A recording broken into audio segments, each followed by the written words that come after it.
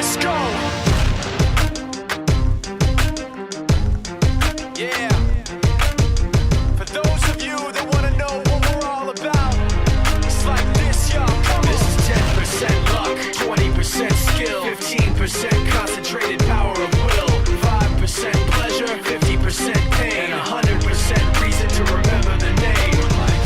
He doesn't need his name up in lights, he just wants to be heard, whether it's the beat of the mic. He feels so unlike everybody else, alone, in spite of the fact that some people still think that they know him. But fuck him, he knows the code. It's not about the salary, it's all about reality and making some noise, making a story, making sure his click stays up. That means when he puts it down, Toc's picking it up. Let's go. Who the hell is he anyway? He never really talks much, never concerned with status, but still leaving him starstruck. Humble through opportunities given despite the fact that many misjudge him cause he makes a living from writing raps. Put it together himself, now the picture connects, never asking for someone's help or to get some respect. He's only focused on what he wrote, his will is beyond reach, and now it all unfolds, the skill of an artist. This is 20% skill, 80% fear, be 100% clear, cause Ryu was ill. Who would've thought he'd be the one that set the West in flames? And I heard him wreck it with the Crystal Method, name of the game. Came back, dropped Megadeth, took him to church. I like Bleach, man. Ryu had the stupidest verse, this dude is the truth. Now everybody giving them guest spots and stocks through the roof. I heard he done with off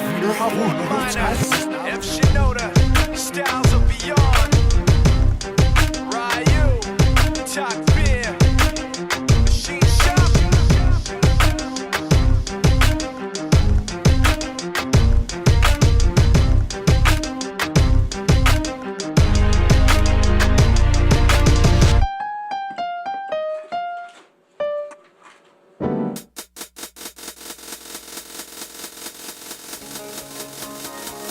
I don't like rules much, but I must agree that in photography there are certain things that you've got to get right, like light. Light is very important, exposure, depth of field. Everything is an important part of the whole. Having said that, I like to break the rules a lot.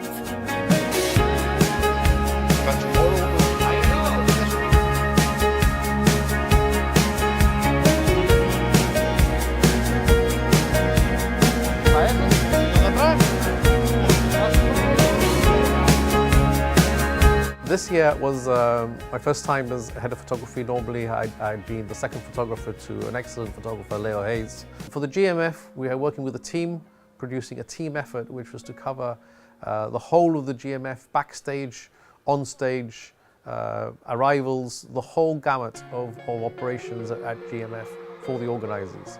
And I love it. I love it even though I don't hear the concert because I've got earplugs protecting me from the sound. I don't see the concert because I'm on stage or backstage, but the adrenaline rush of trying to get, again, some images which convey to the audience, once they see the images on social media or printed or on a magazine, different aspects of the festival that you don't see as a member of the audience standing in front of the stage. And it's very intimate because you get very close to the artists, you get to see them in environments which you don't normally see in a music video or on stage. It's extremely rewarding, and it was great to be working with 4 other photographers, which was superb. Sing it out.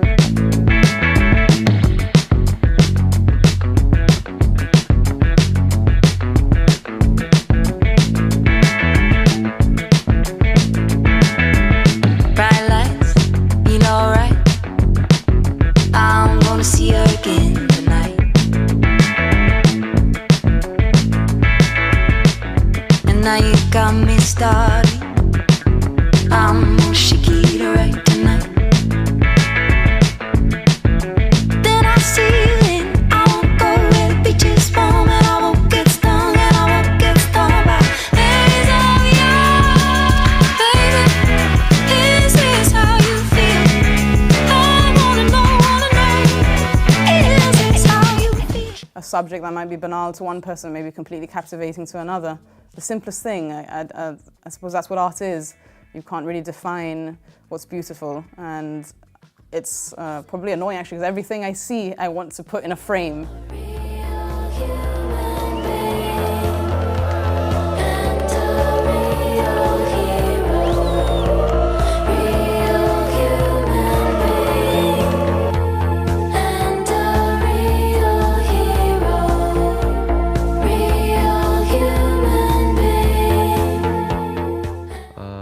And that progressively, you know, led me on to what I'm doing today, and I'm actually the official photographer for the Gibraltar Football Association, and you know, and that has been a very, very proud period of time for me, and I feel very privileged to have been able to do what I've done, and I've documented what has turned out to be the first official campaign in terms of UEFA accredited football for the GFA, and that has been a tremendous journey.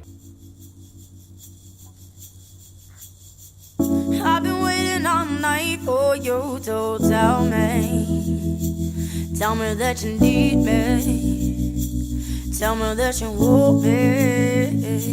My favorite locations in Gibraltar have to be the tunnels. I love the history of Gibraltar, especially the machines in the rock, all the tools they used in the war, all preserved in a great state, even the engine rooms or different areas in the rock, obviously, which I can access.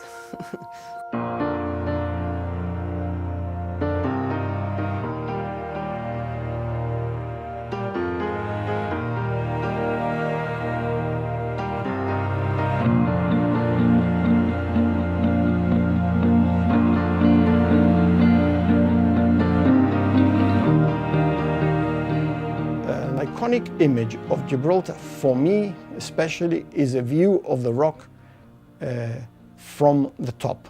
There's a particular spot up on Douglas Path where you stand up there, you're virtually on the ridge, and you look north and you see the sweeping ridge of the rock northwards. On the right, the sand slopes, Catalan Bay. On the left, the town and the bay. And that image I have taken loads of times.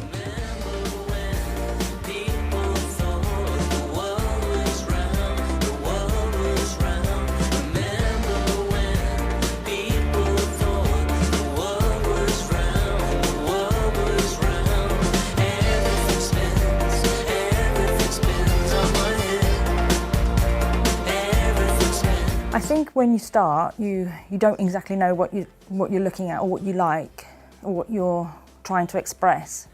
And so as time goes on, I think the most important thing for me was having the time to just take lots and lots of photographs. You know, I would go out nearly every day and with my little dog, and we'd just walk, and I'd just take loads and loads and loads. And then over time, I think you establish your own style.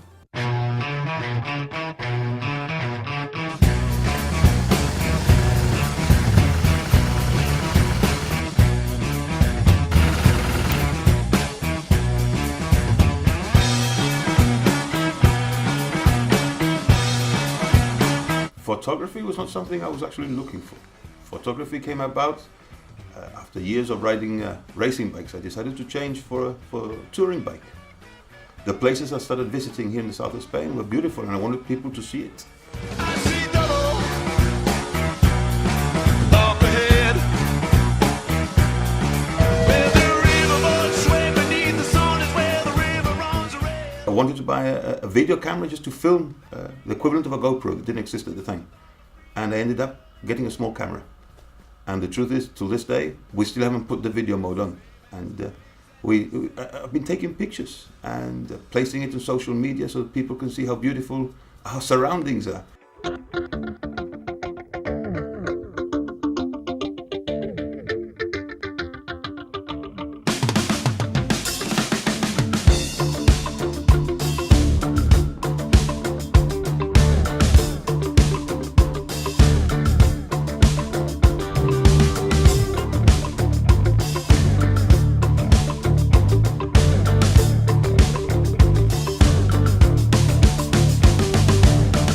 photographer in the Royal Air Force photographs just about everything.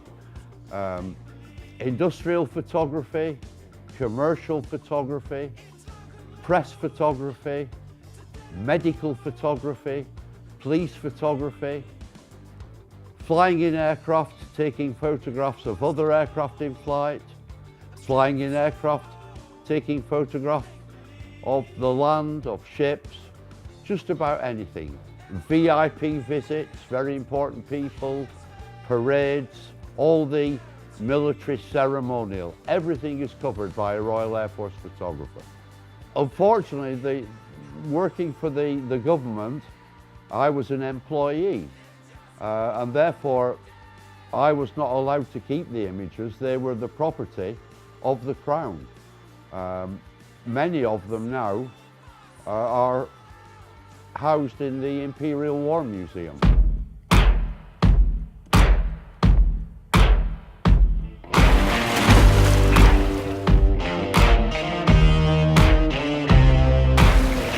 Ready? 1, 2, 3. My advice to any new photographer, anyone that's interested in starting photography, is just pick up a camera and just go out there and take as many photographs as you can, and keep doing it. Keep learning from it, because it's always a learning curve. There's always something new to learn, because it's in the same way that you grow as a person. You grow through your photography as well.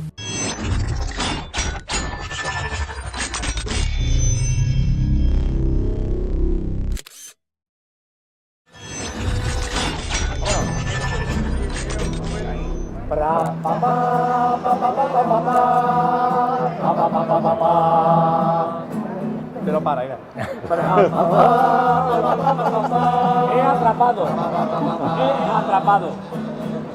He atrapado a una banda organizada que robaba con tarjetas duplicadas.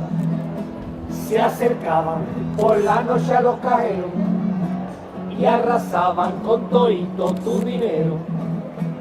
Esta banda a mí también me duplicó todos los datos para sacar con mi cartilla, y uno de ellos en el cajero lo intentó, y al ver la cuenta me hizo un ingreso por ventanilla.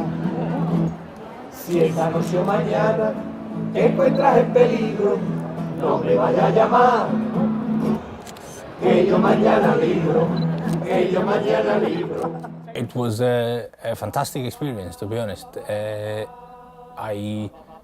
I mean, from the moment we decided to do the Cadiz shoot, the issue for me was the equipment, because I knew it was going to be walking around Cadiz. It was going to be a long day, so I had to decide on whether to take the bigger camera, the DSLR, or to go for the mirrorless system, which I chose in the end.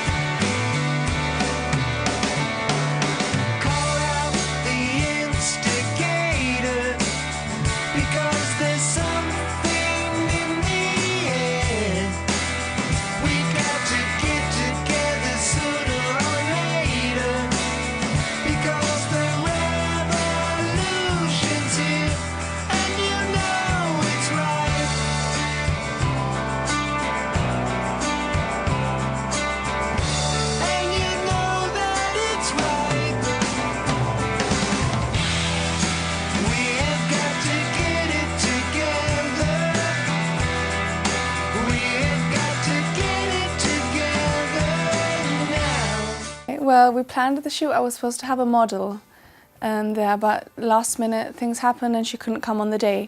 So I was there at 9 o'clock and I didn't know what to do. Then Danny came and we didn't know what to film. So I tried looking around the beach for a model. I couldn't find any model, but I saw an 83-year-old man.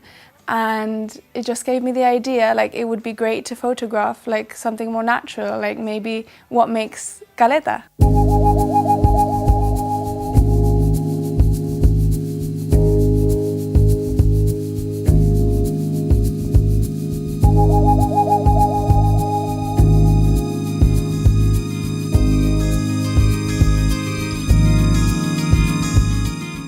Well, the Family Pavilion was commissioned by the Family Pavilion organisers themselves, right, to cover the event for them. Right? They knew I was a documentary photographer, not just your normal magazine photographer. So really what they wanted was to show a feeling of what was happening.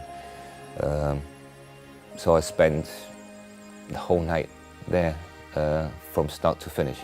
Basically my policy is that to me when start to finish is when their first worker walks in to when their last worker leaves, right?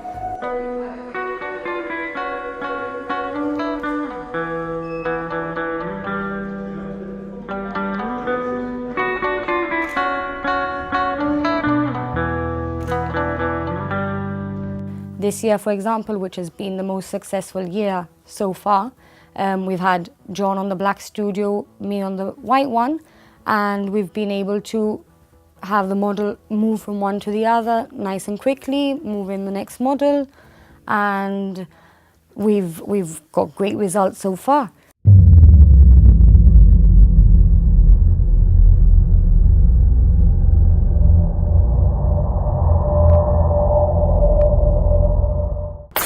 I'm sitting here in the boring room. It's just another rainy Sunday afternoon. I'm wasting my time, I got nothing to do.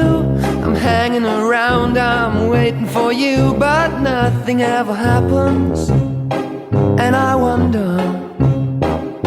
Decided to go down to the Commonwealth Park, which is a place I quite enjoy. You know, it's a green space in Gibraltar, which there are not many, has a giant water feature there, and has a lot of creatures knocking around there in the weeds and reeds.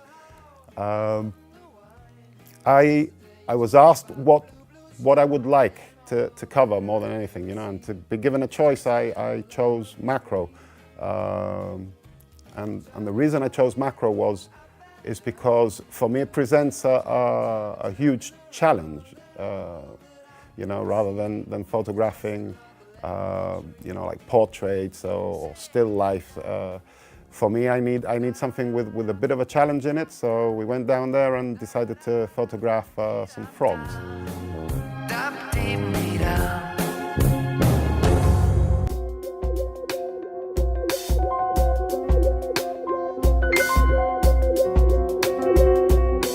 Charles was my first model. I met him before our session on last week.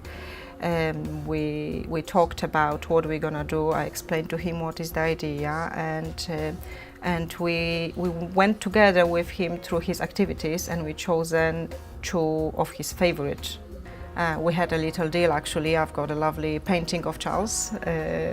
We swap our work. So he got my picture, and I've got one of his artworks for that, which I keep at home, and it's really lovely.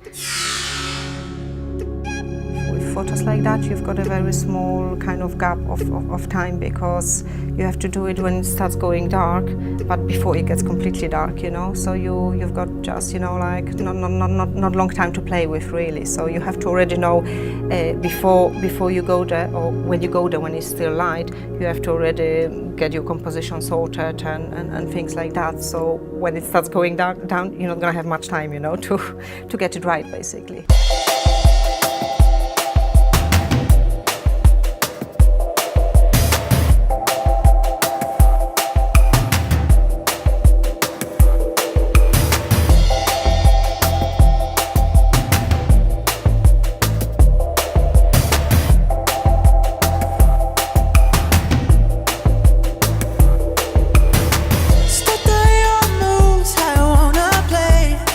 It's all so easy when you're the one who loves to pay. Do I remember what I was taught? Am I gonna catch you? Is it bright enough to see all we are? I'll bring you another rush. For me, I learned my theory originally through a course I did with the Gibraltar Photographic Society with Leslie Linares, and that opened my eyes completely. Being able to see what I have to do and how to improve the image before I take the image, for me was the most important thing. I'm going to the border. My body will be stronger. My heart, it will start to shine. And I'll be alright. My mind. Rock and roll can never die. There's more to the picture than meets the eye. Hey, hey, my, my. My kind of idea of photography is illustrative one. I am more or less like an impressionist artist. I look at images and try and condense them or distill them to the simplest form and take pictures of those areas which interest me.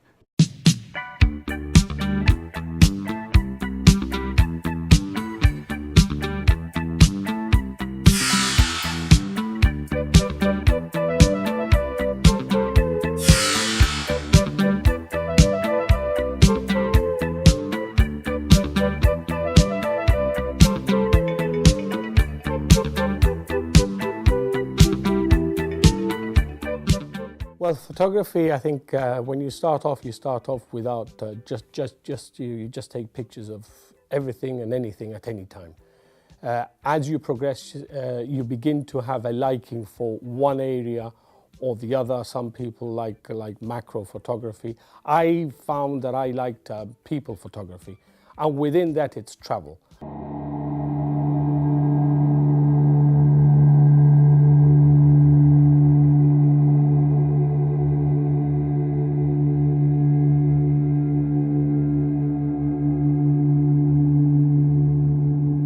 It's a feeling that you get that the world stops and it's just you and the subject, and time doesn't exist. The time is not an element. Time seems to disappear when I'm taking photos. I think that I've only taken half an hour to do something, and then I find out that we've been lost in the camera for like the last couple of hours. I'm really focusing on small weddings. So it's something that I find really easy to do because everybody's dressed up for the occasion, everybody's happy. There's lots of easy, perfect moments to capture in that day. When I go to the wedding, I had absolutely nothing planned, and I just capture the day as it goes on, and I get the ideas as I go along by what I see what's happening. I don't like to force people into poses and force people into doing things. You don't see the emotion as much then, and I don't like to make people feel uncomfortable doing things that they don't want to do. So I am nothing if I'm not with you.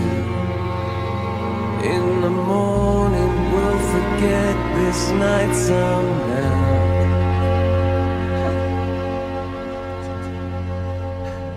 And this means that everything that was required by the law of Gibraltar pertaining to your marriage has now been done. The opening of the gates attracted photographers from around the world to record the first person to cross after 13 years of a closed frontier. Remember December 1981 when it was midnight that day, and it was a very cold day, I remember. And as I said, I was positioned with on top of the customs building, of the old customs building, with the rest of the press officers there. And I remember this Guardia Civil going over there, and he couldn't open the gate because apparently it must have been really rusty. And everybody started shouting and shouting at the police from both sides of the frontier, and it was a hell of a laugh. But at the same time, I couldn't remove my eyesight from my view. So immediately, it must have been past 12 o'clock when this man opened the gate, and I saw this old man coming out, white-haired man with glasses, like with a big smile. Whenever you want. ¿Usted fue el primer señor que pasó por la frontera cuando se abrió anoche? Efectivamente, fui el primero. ¿Y tiene usted familiar en libertad? Una hija casada, varios nietos y bisnietos, porque ya soy mayor de edad. ¿Y cuánto tiempo que no los veía? Hace tiempo ya que no los veía. Sobre todo los nietecillos, hacía tiempo que no los veía.